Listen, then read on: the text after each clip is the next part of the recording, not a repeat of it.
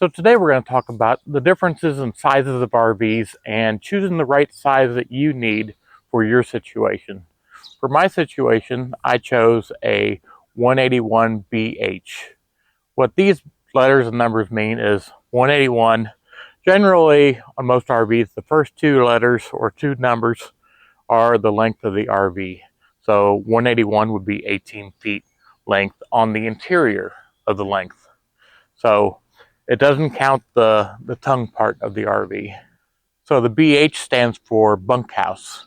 So whenever you see a BH on the end, that's a bunkhouse. It means that you usually got a queen bed or some sort of bed in the front area, and on the back side you have a bunkhouse with two or whatever multiple beds they have in the back. Now, if it says RK, that means rear kitchen. If it says FK, it means front kitchen. And RB means rear bath.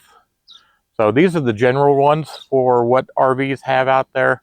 There are some other ones out there, but the general rules are those ones right there. Now, the reason why I chose this one right here is unloaded, this thing weighs about 3,000 pounds.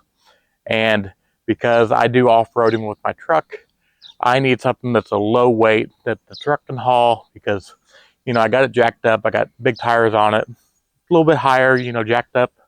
And even though my truck can haul, I think it's 6,000 pounds, when you jack them up in the air, you're losing some of that capacity. So even though it says I can haul 6,000 pounds, in reality, 4,000 pounds is really the true limit of what I can pull with that. Maybe even 4,500, but any more, you're going to get too much sway and it's just going to be a little too much dangerous for you. So that's the reason why I got this one. And like I said, loaded, this one is 3,500 pounds, so it's the perfect setup for that. Now, I have wife and kids, so that's the reason why I did the slide out. This was the only model I found that actually had a slide out that was low weight. So, loaded, it was 3,500 pounds with a slide out. And the reason why I got a slide out was because, those rainy days when you're trapped inside the RV, you want a little bit more room. And that's why I got the slide out. I just want a little more room on those rainy days. Not much, but just a little bit. So that's the reason why I got the slide out. So the bunkhouse, of course, is because I got two kids. That's the reason why I got the bunkhouse. You need a little space for the two kids back there. And of course, the general, bathroom and things like that. Now, there are cases where maybe you don't go off-roading and you want a bigger RV and maybe you're retired or other cases like that. So if you're not going off-roading or you're, doing minor off-roading and you can do like an F-150 or F-250 or, the Chevy 3/4 tons or, the bigger trucks, then I would suggest a fifth wheel type of RV, because the fifth wheels, you then have a travel vehicle that you can drive once you get to your spot. So it's a really nice, idea to unhook and then have a travel vehicle.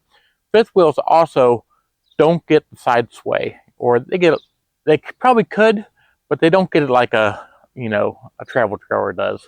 Travel trailer, even with the sway control bars on, you're still going to get a little side sway going on. Not much, but you will get it. And it can make, the general person a little nervous when you get a lot of high winds going on. So that's why a lot of people get the fifth wheel for when they're retiring and stuff.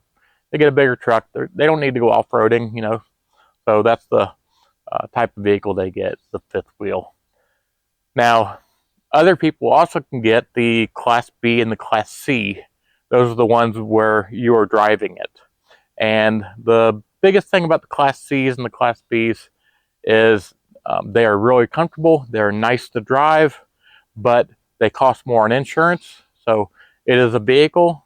It's not just a travel trailer. And because it's a vehicle, it's a lot higher on the premiums for your annual insurance costs. Where a travel trailer like this, I want to say with full coverage, this thing costs $110, $120 for a year for full coverage on this thing. So that's why I say, travel trailers are really cheap to buy. You you're not driving this thing down the road all the time. That's the reason why there's a cost difference. Now, if you had a Class B or a Class C, then you use that vehicle for your going in and out of town, or you have a pull behind vehicle for going in and out of town. That's kind of a limitation for the Class B and Class C. Now, I'm a cheap person, and that's why I went with this type of vehicle, because I pay $110 or so a year for the insurance on it, and I still get my travel vehicle, to drive around town with. So it kind of meets a little bit of the both worlds, and it's cheaper.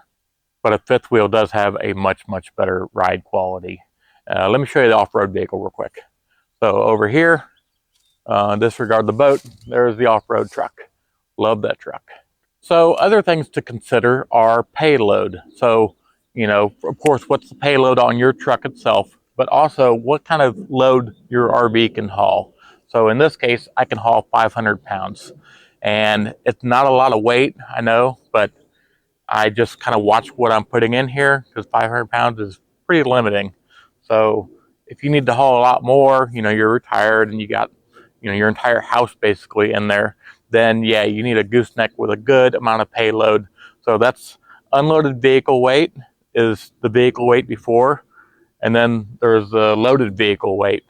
And you take that minus the unloaded vehicle weight, and that tells you your payload that you can put inside your travel trailer or gooseneck or fifth wheel. So that's your amount of capacity you can haul in them. And like I said, I have 500 pounds I can put in this. It's enough. It's not a lot, but it is enough to get me through. And my vacations are usually 1 week long, and I take a whole bunch of these things, trips a year. So that's the reason why 500 pounds is just fine for what I'm doing on this case. So that pretty much sums it up for, travel trailer, fifth wheel, the Class B, Class C. And like I said, Class B, Class C is, just depends on how much room you need in that vehicle. And there's gas, differences too, and how much it's going to suck on your gas tank. So that's it for this episode. And if you like what we're doing, please subscribe, and we'll see you next episode.